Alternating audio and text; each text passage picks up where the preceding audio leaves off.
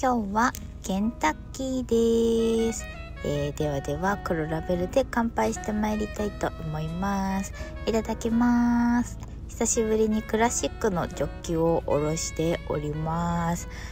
この間築地とか飲み歩きに行ってきて、おそらくちょっとその動画はまだ編集が終わってないので、この動画よりも後に出すことになると思うんだけど、なんかジョッキだったりグラスだったりで飲んだビールが美味しかったので、久しぶりに薄張りのグラスではなくてこちらのビールグラスを出しました。はい。でケンタッキーの時ってチキンをがっつり食べるからめちゃくちゃおつまみを迷うんだけど、結構ヘビーなねケンタッキーなので、さっぱり系のおつまみをまずは買ってきました。この日は28日で鳥の日パックっていうケンタッキーのお得なパックが売っている日です。5ピース入って1100円で売ってます。でこの日は平日だったんだけど、この前日にね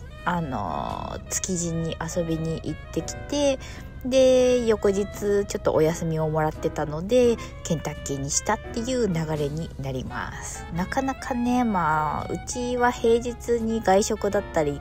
そういうテイクアウト的なものを買ったりとかすることはないから、28日が土日とか祝日とか連休に被らないとこう買う日がないんだけど、今回はたまたまね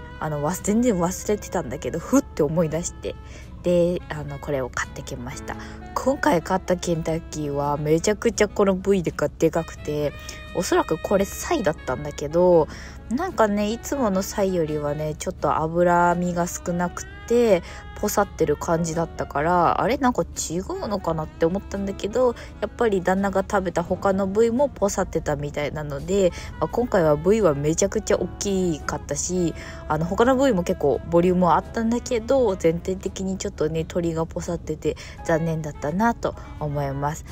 全部同じ個体ではないからしょうがないとは思うんだけど、また次買った時には